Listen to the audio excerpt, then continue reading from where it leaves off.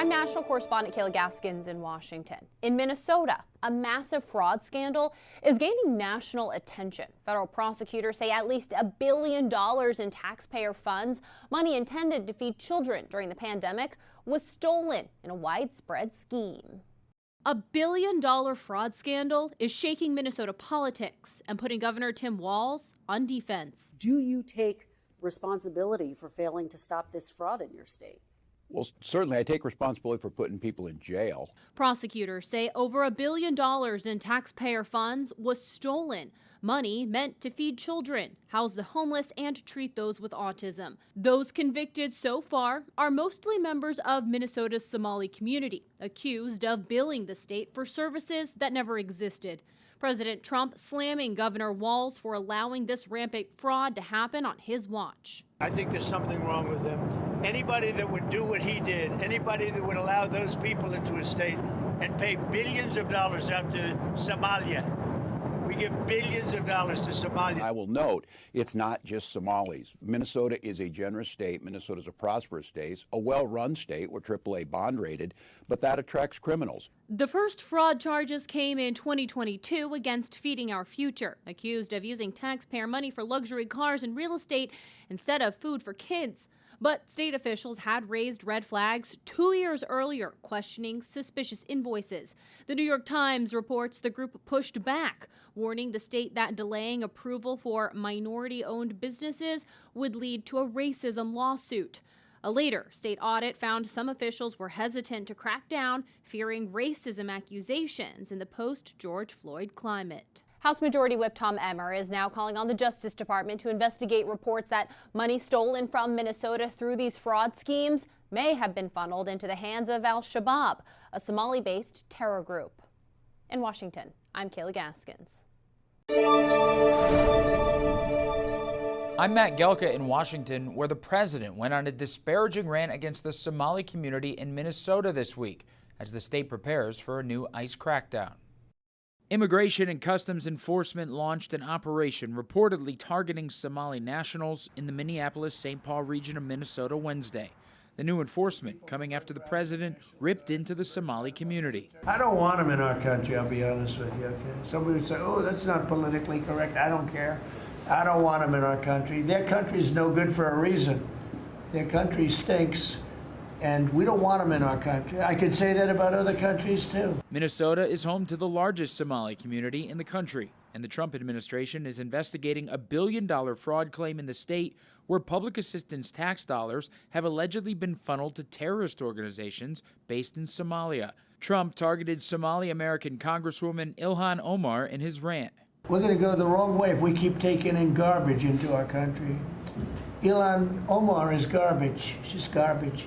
Her friends are garbage. He's always been a racist, a bigot, a xenophobic, and Islamophobic. Minnesota Governor Tim Walz says he welcomes the investigation into the potential fraud from his state, but slammed the targeting of one community. My message is simple on this. You commit fraud in Minnesota, you're going to prison. I don't care what color you are, what religion you are. Sitting on the sidelines and throwing out accusations, and let's be very clear, demonizing an entire population and lying to people about the safety and security of this state is beneath that. Republicans have increasingly blamed Walz for the fraud scandal. Tim Walz refuses to take accountability for the fraud he created and enabled. President Trump is committed to justice for the crimes against the taxpayers of Minnesota. Critics say the ICE crackdown on the Somali community is a waste of time and money because the overwhelming majority of Somalis living in Minnesota are naturalized U.S. citizens, according to census data. Reporting in Washington, I'm Matt Gelka. I'm national correspondent Kayla Gaskins in Washington. Federal prosecutors say Minnesota is grappling with one of the biggest welfare fraud waves in U.S. history, and now counterterrorism officials warn some of that money is likely ending up in the pockets of Al-Shabaab, an al-Qaeda-linked terror group operating out of Somalia.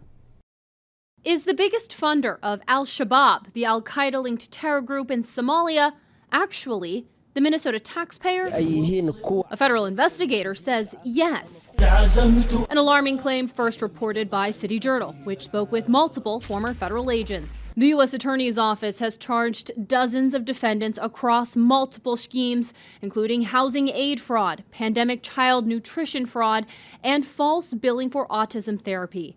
In total, prosecutors say these schemes have cost Minnesota taxpayers billions of dollars. Still, there are people that have legitimately could use those resources that are not getting those resources.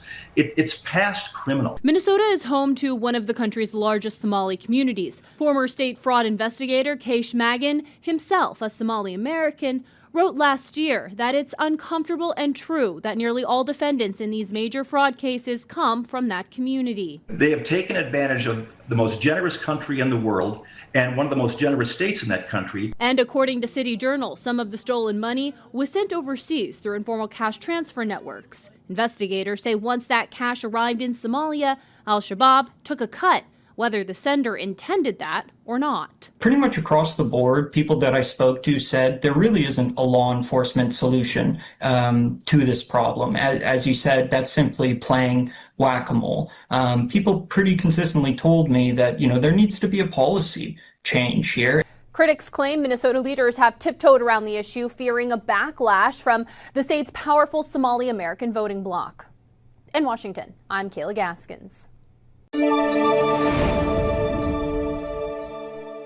I'm Christine Frizzau in Washington, where lawmakers on Capitol Hill say they want more information about years of fraud being committed by Minnesota residents, the vast majority Somali Americans. The investigations have gotten the attention and the ire of the president.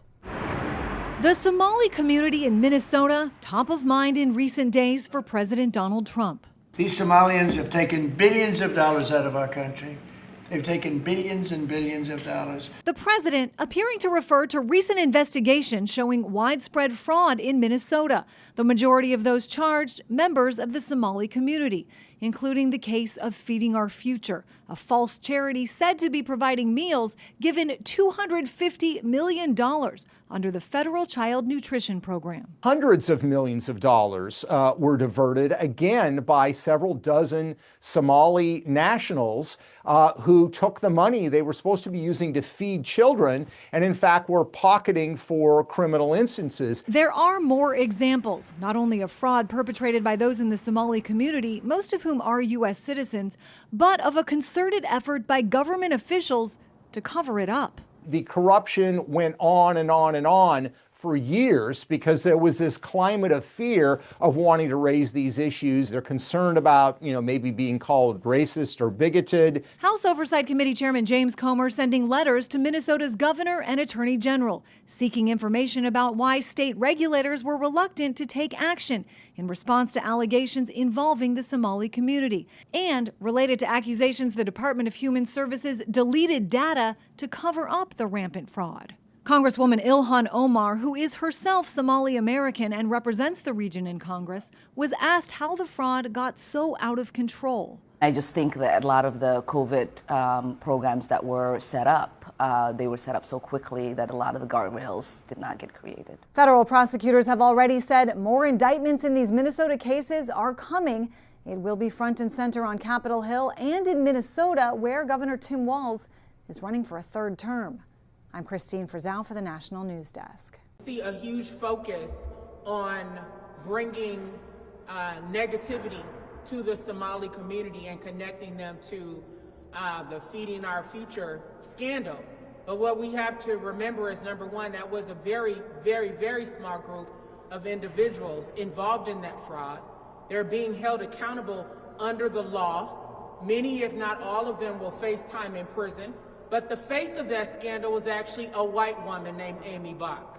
So I'm going to say the quiet part out loud today. That particular person is who gave access for the scandal to happen in the first place. And yet the focus is on Somali individuals. If it weren't for a white woman opening the door, none of it would have even happened in the first place. So let's be honest here. But we don't hear Donald Trump and ICE and their minions calling out white people who engage in fraud or crime or abuse.